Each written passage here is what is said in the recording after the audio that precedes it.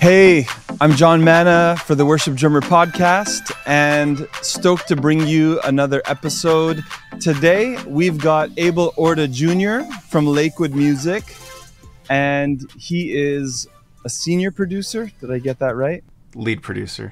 Sorry. Senior makes you sound super old. So he's lead producer for Lakewood Music, and just, Abel, thank you for making the time. I'm super grateful. Thanks for having me. Yeah, man. And we were juggling our schedules. He's super busy. So we want to honor the time that we have. But one quick story for context. I was just saying before we press record how I met your dad. In 2018, on a Night of Hope with Joel Osteen here in Toronto. And just super chill, amazing bass player. And then Jonathan Kamey was like, and his son's a great drummer. And so when I came by Lakewood last year, April of 2023, and I was hoping to see you. I guess we missed, we didn't cross paths. Maybe you were out of town, but here we are finally getting to sit down. And number one, Lakewood, the music from way back, like 20 years ago, really impacted me as a Bible college student, playing drums for the choir, all of that, like We Speak to Nations, that whole era. And it's been amazing just to see what God has done. And now Lakewood Music, all the new songs that you guys are writing and producing. So it's an honor for me to be able to host you, Abel. And yeah, just give us the backstory. Like, obviously we know today you're lead producer, but sounds like you would have grown up at Lakewood, yeah? Somewhat. I actually originally was, excuse me, I was born in San Antonio, moved to Nashville as a young kid. I I grew up, grade school, elementary, middle school, high school, finished out high school back in Houston. My dad got a job here in Houston as the Lakewood bass player, and we've been here since '07. And I was in high school, didn't know much about production, but loved music, and didn't know that you could make music on a laptop until, I graduated and was messing around with GarageBand, bought a laptop, started making, GarageBand tracks, dragging in pre-made things and changing the sounds, and that evolved. Yeah, exactly. That evolved into creating my own chords and progressions and arrangements and sounds and all that. Then year after year, just learning more about production, being plugged in at Lakewood, going up through the youth, being part of the young adults, playing drums on, weekly services, creating intros, and, eventually it turned into like creating and producing and writing songs for church. So wow. And so, like, being there at Lakewood, is that something that you saw like a natural trajectory for your future, like, yeah, one day I want to produce? Or was it just like your curiosity and a hunger to develop more in that area versus just being a drummer or a musician playing at church? So it's funny that you say that, because when I was younger, I thought I was going to be the next Max Martin. I was like, I want to do pop music. That's what I want to do. I want to produce pop tracks and just dense, songs with all these tracks. And, over the years, I kind of learned that, there's more to it. And my heart was actually more for the church and creating and writing songs for church and in worship experiences and that sort of thing. So it evolved initially from, when I was young to now. That's cool. And who has been, or who have been, your greatest influences in terms of like producing in church world? Because it's different. I would imagine, I'm not a producer, but I would imagine the approach, like what's the aim, what's the big goal of what we're trying to achieve is different than just like pop music. So what has helped shape you to now help shape Lakewood Music's sound? That's a good question. I for the longest time didn't understand what a producer's role was in worship music, because from the outside looking in, it's just big anthemic drums and guitars playing lines. There wasn't much to it. And once I started to dive in a little bit deeper, after having that mindset of like pop world, pop tracks, creating all this intricate programming and changing the mindset from that to worship music, I really started to understand there's more to it. There's a lot of intentional elements that create a song within a worship experience. And you know, it's only been maybe 5 years that I've been on that journey of like, okay, like really trying to lean into the worship sound and doing my best to understand and not fight the sound, even if it may not be my preference, but trying to lean into that as much as possible, because I think that creates a more authentic sound of worship. Yeah, no, that's cool. And in your Lakewood context, like everyone that I've met at least is like super talented, anointed. So how much direction do you feel you need to give? And how do you know, like, okay, I want you to be creative as the artist or as the musician or as the songwriter versus I think as the producer, like I need to help steer this. How do you navigate that decision? I think it's different in different circumstances. I think with Lakewood Music specifically, we have our band guys that I'll kind of guide and help create sounds and patches and give the overall direction to a song, typically. And then for the worship leaders, we have Alexandra, who's kind of over everything. I'm with her and the whole team, really. I'm kind of more like servicing what they're wanting, you know, what their vision is. So it's not so much that I steer them.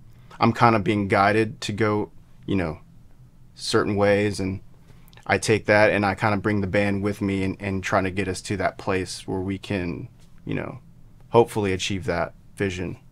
That's really cool.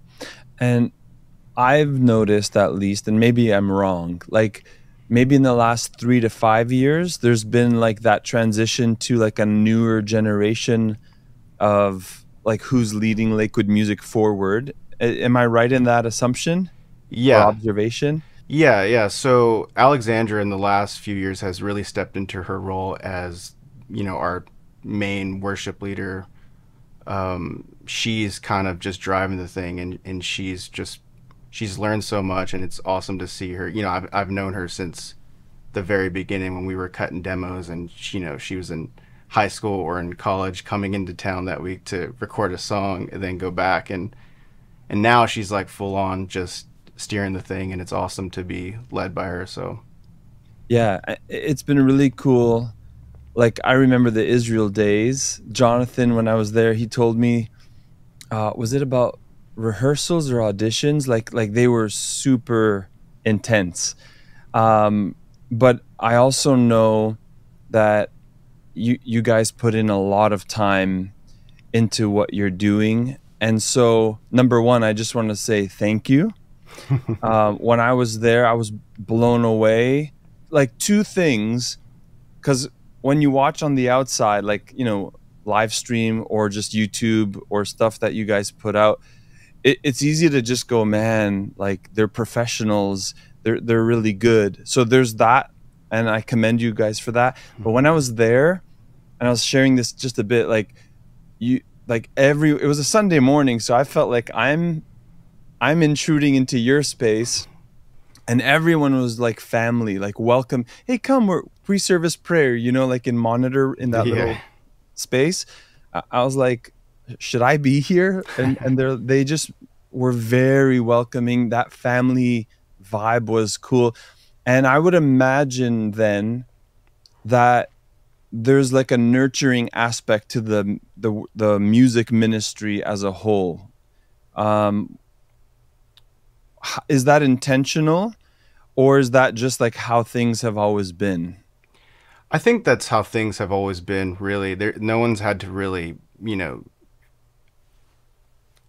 say this is how we act, or this is how we operate. This is just something that's innate. It's in the culture, especially with guests. It's like we always want people who visit, we want them to feel like they're at home, because that's what Lakewood's about, family. So, Amen. That's yeah. really cool. And so your dad plays bass, Hmm. and is drums your primary, like, first instrument, you'd say? Yes, definitely. Um, so what was that relationship like growing up? Was it your dad saying, "Hey, hop on the drums and jam with me"? Was it you just being around church a lot? And yeah, I'm curious to know. Like, bass and drums always have a relationship, but father son is like an added layer. So maybe talk a bit about how it was growing up with your dad. For sure. When I was younger, my parents always told me I started playing at 2, and up until, last year, I was always like, oh, okay. Yeah, I was probably like just banging on the couch or something, but my mom sent me like an old cassette recording that she had, digitized it, turned it into an MP3, sent it to me, and I'm jamming with my dad at 2 years old. The year's 1992.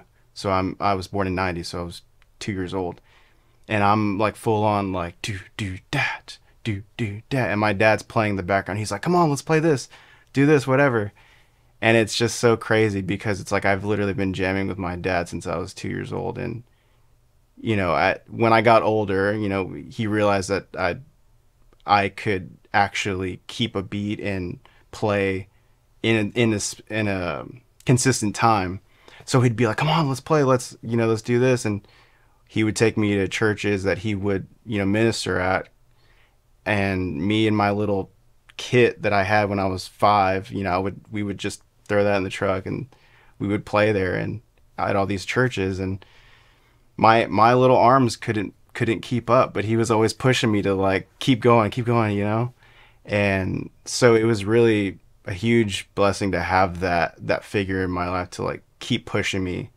I didn't know what I could do at that age, but he saw something, so he kept pushing me, even though physically I couldn't at times. But it was awesome having that relationship, not only as a musician, but with my dad, and being able to just jam with him, randomly. Hey, let's pick up a bass. He's like, "Hey, let's jam. Like, let's play the song." And he would turn on Teen Town, and I'd be like, "Okay, cool. Like, I got it." Wow. And so you didn't take formal drum lessons then growing up? No, I did not. It was all feel and by ear. Whenever I would hear something, it was almost like I could just learn it right then on the spot. Yeah, it's always been that way for me. That's really cool. Hmm. So maybe, Abel, we can give some encouragement to, there might be some dads listening to this who have very young kids. Maybe they have big dreams. I have three kids, 2 boys and a girl. My daughter wants violin, so she's learning violin, but both my boys want to play drums. So my oldest is 11, playing, like, we have him in lessons. My 6-year-old wants to get there. But any advice, even if maybe their kids don't want, Yeah. should we as parents, in your opinion, not force, but be like, well, no, this is important, and encourage it strongly, if you get what I'm saying. No, no, for sure. I totally understand. And me being on the other end of that, I was able to really ingest everything around me musically.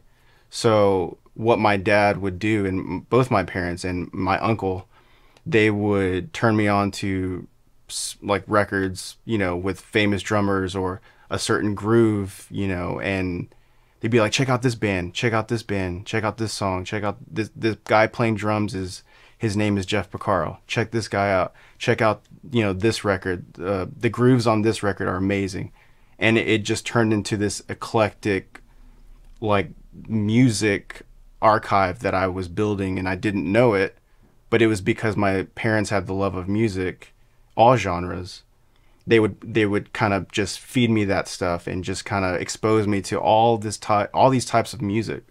Gospel, CCM, old CCM at the time. Then there was like funk and jazz and all this, everything in between, rock. And I was just constantly like, "Oh, wow, like, check out, the drums are so different on this record than this one. And Why is that? And I would just, I would want to learn and go jam along with it. So I think the biggest thing I could say is just exposing kids to more music, for on a not just like current music, but everything, where music came from, old school music, old school funk, even like the Beatles era, like the 60s. There was a lot of good stuff in there that I learned from, drums wise, and just songs, and everything up until this point. So I think just having a very big variety of music just always being played, I think inevitably it gets into your your subconscious, and then you're like, oh, you recognize things, and it turns into like, oh, I actually do like playing. Yeah, that's So brilliant. And you said something interesting, like you talked about records, but back in the 90s, mid to late 90s even, that's like the advent of internet. hmm So we're talking, like, me too, cassettes, yeah. records. I remember my grandfather had the 8-track Oh player, yeah. and there it was just us playing around, us kids. And then from there we had cassettes, CD players. Yep. Not to go through history, but my point being, today, like, that barrier is gone hmm because of YouTube and Spotify, really. yeah.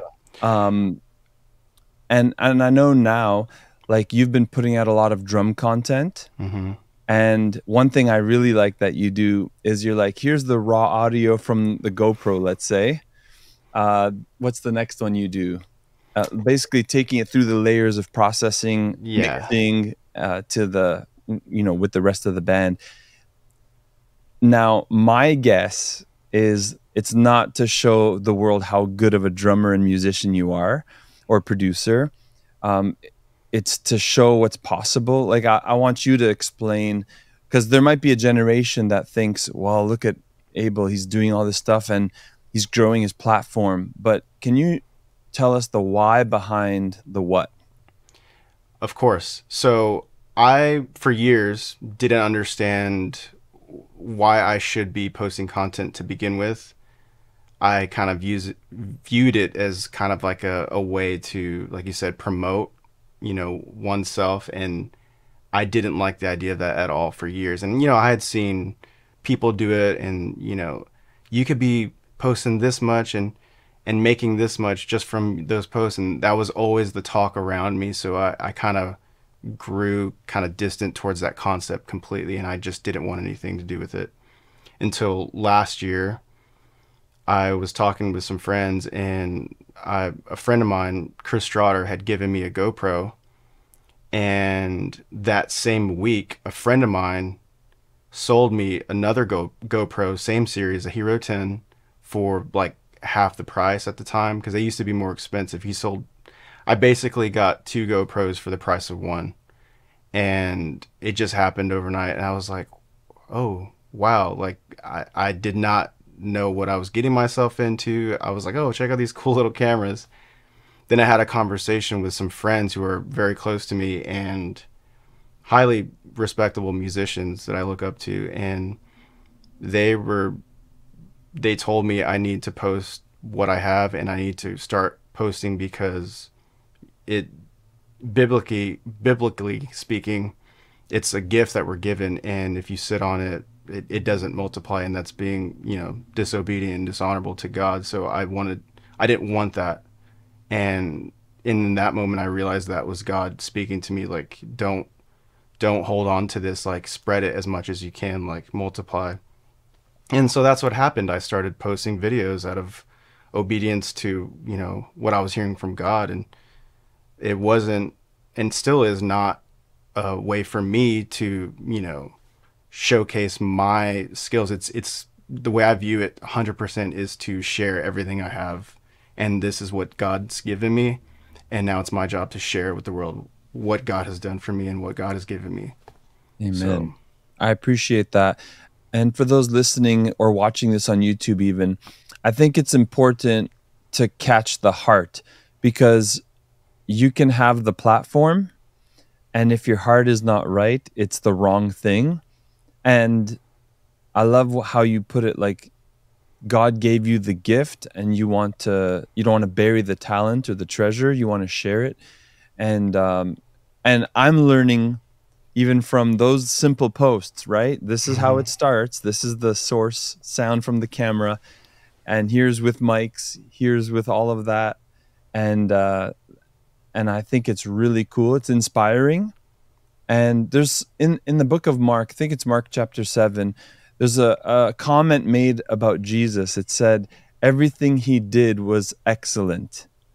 And so there is this standard that if I believe the church should lead the way. And I know you guys are on the forefront of that quality, the everything. And I really appreciate that. So maybe we can get to talking about producing a little bit, because this is an area where you know, I have my kit mic'd up, but it's like a new world for me to learn. And there might be some drummers, even some other worship musicians watching this, maybe some worship leaders who want to create some resources, perhaps, you know. So it's like, what could we do? What's possible if we want to be a blessing with our ministries in the world of like getting content out? And I'll just leave it really wide open for you to go wherever you're passionate and how you can answer that. For sure. The first thing that comes to mind, technically speaking, is just reps, just doing it, miking it, recording it, listening to yourself. Does it sound good? Does it not? What do you need to do to improve? Kind of go through like, it's like an experimentation like process. You just keep trial and error and until it gets to a place where you're like, I feel good about it. And even if on the contrary, even if you don't feel good about it, there have been, like my earlier posts, I did not feel good about it at all. I didn't want to post. Like I said in the previous question, I did it out of obedience, regardless of what the quality was. So there are cases where you do need to just get it out there, and in the process of creating more content, you learn and you try new things. So I think reps, is the biggest way to get started and improve something you've already started. I'm not sure, you know, everyone's at a different place in, you know, their content or whatever. So I think just doing it over and over again, I like to research what I'm doing, regardless of what it is, if it's audio, video, even music, anything. I love to learn new skills. So I'm constantly looking up, you know, how to do this or that or another. So I think that would be it, just reps and learning. Yeah. And what are some of those like resources that you reference, like on YouTube, if there's like a specific channel or producer or who? Give us some insight. I don't think it's one specific channel. When it comes to audio, I think it's just so wide. I think Mix with the Masters has been one of the coolest platforms, you know, that's been in our, you know, society. I think it's so cool that they are teaching people who want to be engineers how to do, you know, mixing or mastering or recording. So that's always a good resource that I'll, you know, occasionally watch. When it comes to video, that was a whole world that I had no idea about. I started from ground zero. And now I have like this fascination with cameras and recording and color grading, and I try not to get too wrapped up in the technicals, because at the end of the day, what I do is I'm more creative driven, less technical driven. If I can learn the technicals to make the creative stuff better, I'm all about it. So, you know, there's a few colorists that I'll watch on YouTube. I don't know the names off the top of my head. It's so many video content on my YouTube. So, well, that's really cool. There's some new music in the works, if I'm not mistaken. Mm-hmm. You guys were busy and still are very busy. Anything that you're able to talk to us about? You don't have to tell us names of songs or things like that, but just what are you most excited about that you're working on right now? So we have a new Lakewood Music record coming out in the fall. Super exciting. It was this body of work, I think, is probably one of my favorites that we've ever done, with Lakewood Music. The songs are amazing. The whole time I was working on it, as a producer, you hear things on repeat for hours and months and sometimes years, but hopefully not. It's mostly months and weeks and hours, so I probably won't listen to much of it when it comes out, so I kind of view the creation process as like my time to like really lean into these songs. And these songs honestly are amazing, and I'm super honored that I had, the opportunity to collaborate with all of these people and been a part of this project. And we have a couple singles coming out between now and then as well, and a Spanish record of the same songs after the English release later this year. Was it a live album recording? Yes, we did a live recording in January, and then 2 days later we did a Spanish live recording in the same exact space, same band. Few of the singers are native Spanish speakers, swapped. Yeah, and so we practically did two records at the same time. That's wild. It is wild, but we got it done, and I'm super excited about it because, like I said, these songs are amazing, and I'm super excited. That's cool. Can we expect resources? And when I say resources, I mean like angle, GoPro stuff on the band, or? So I've been doing a bit of that on my personal channel. I took that opportunity to set up a couple GoPros, and a friend of mine let me use his GoPro for the third, and we messed up, or I messed up. I say we, like it's a team. Like I'm the cam op, I'm the editor. Like all the GoPro stuff is just me. So I messed up the angle for one of the musicians. So the second night I did a repeat. So it's 4 different angles, or 4 different instruments, I would say. And I've done 2 so far, and I'm kind of doing them as they release. And then when the album comes out, hopefully I'll have more available. That's cool. Let's get it done. Yeah, I'm trying. And I'm borrowing a camera currently. So we just had our Hope and Life conference last week. And so I have some hopefully usable footage. It was my first time using this camera, so it was a little bit shaky, but I can hopefully make it work. So looking forward to that as well. Yeah, very cool, man.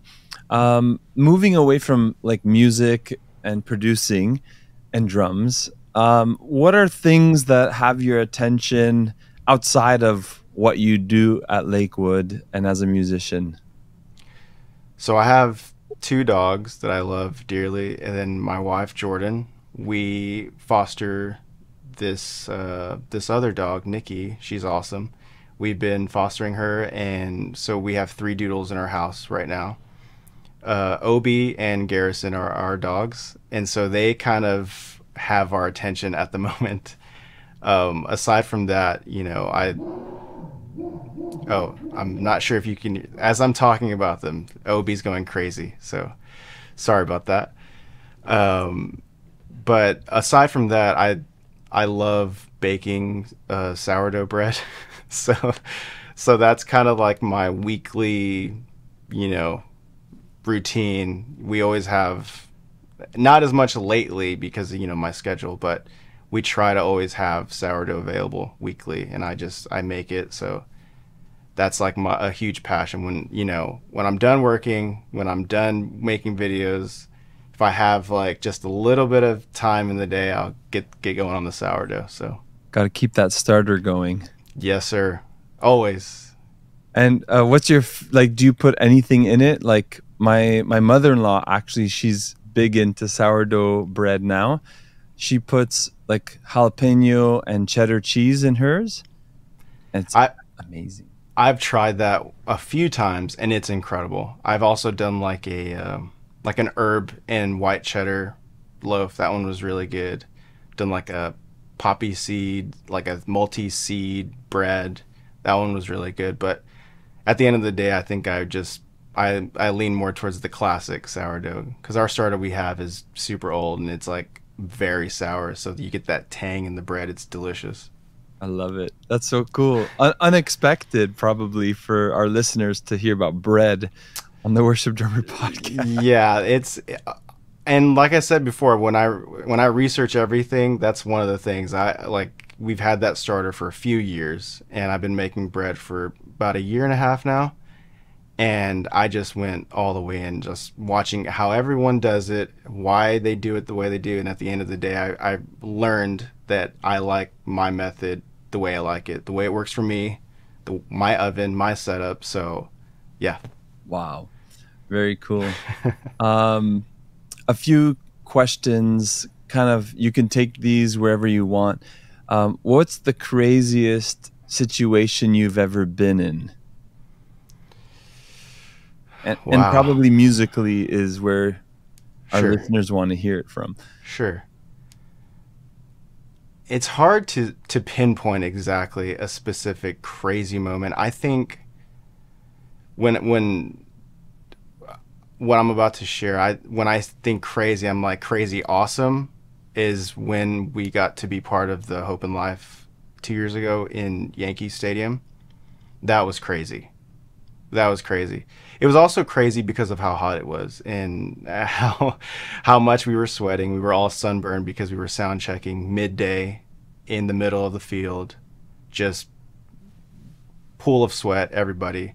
We had a guitar player's pedal board get fried because of the heat.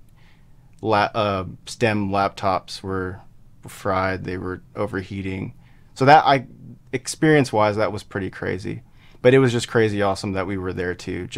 It was surreal for sure. Amazing.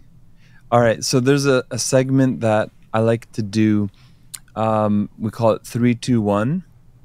And so 3 drummers that have influenced you, 2 records, and then 1 scripture verse. I know that we're just pulling these off the top of your head, but 3 drummers, 2 albums or records, and 1 scripture. This sounds easy off the top of my head, but actually it's not.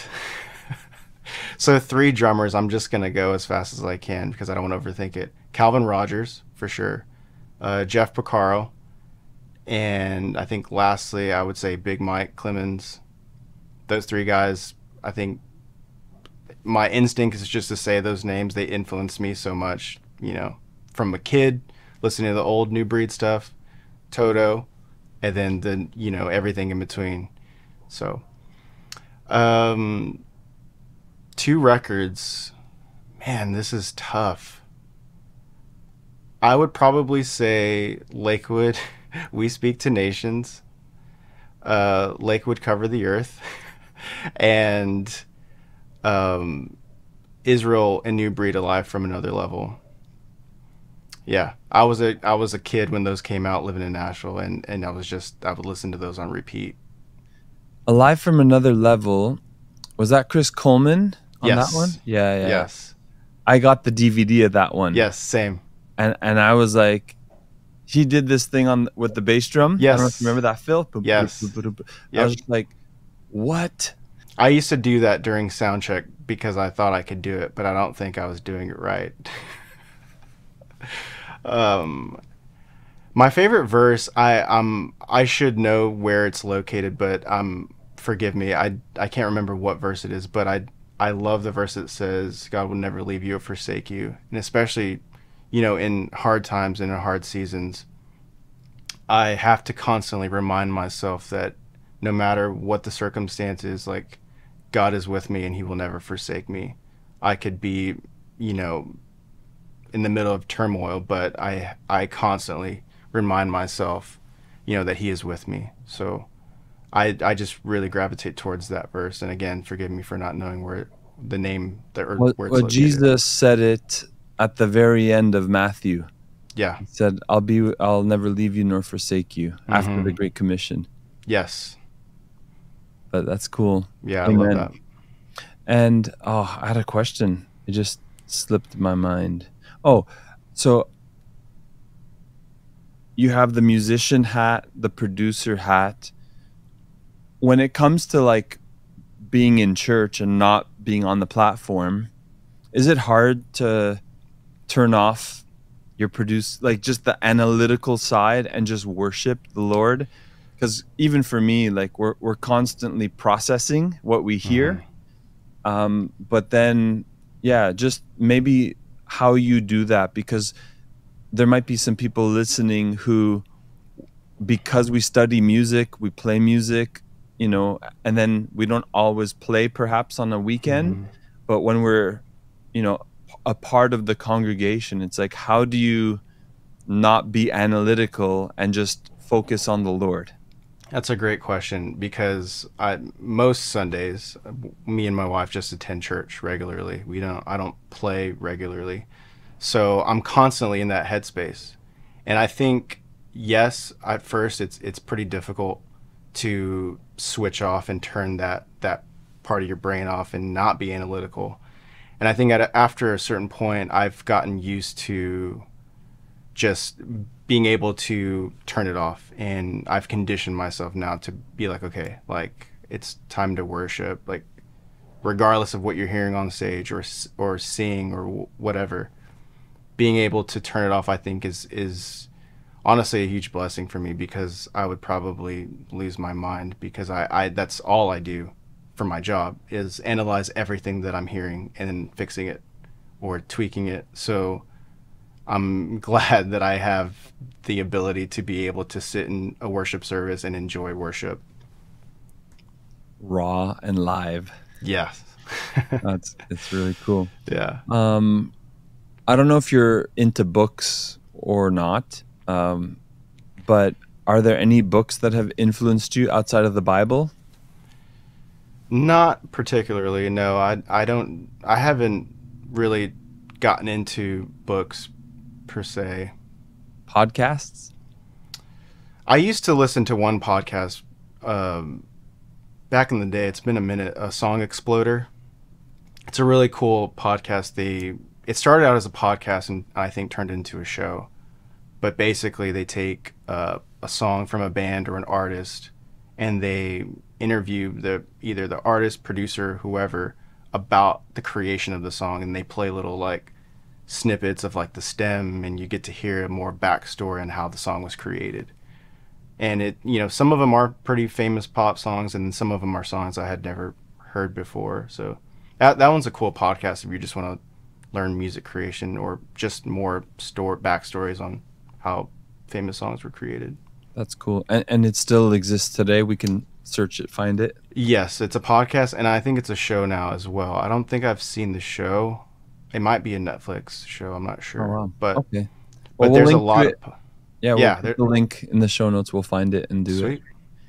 And I think as we wrap up, is there any advice you want to give to worship musicians? Maybe it's just an observation you've made, whether it's working with different churches or artists. Just it could be a positive thing that you're observing. It could be something that annoys you. But I love to give that opportunity for you to speak into this generation of worshipers and musicians, and just give some advice. I think the first thing that comes to mind is just, we hear this a lot for people who have grown up in church, but heart over everything. Because at the end of the day, like if your heart's not right, no matter how skillful you are or what your gifts are, how talented you are, if your heart's not in the right place, it won't flourish. And God's watching that. So it's, I think, being right in terms of the heart, but also if your heart is right and your heart is pure, learning your craft and sculpting and learning and improving what the gifts you have, I think, are huge for me. Because that's what I was taught when I was a kid, always give everything you have to God, because that's where it came from. And then if your heart's good, then work on the practicals.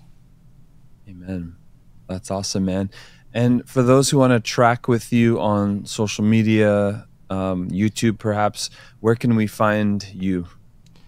My YouTube handle is Abel Orta Jr. and my Instagram is Abel Orta Jr. And I'll be posting stuff pretty soon. I try to do, full versions on YouTube and then the shorter version on Reels on Instagram. So Awesome. And we love it. So thank you for doing that, man. Abel, thank you so much for your time. You've been very generous, and I know you're about to get back to work. So thank you for taking time to chat with us today. Thank you so much for having me. I appreciate it.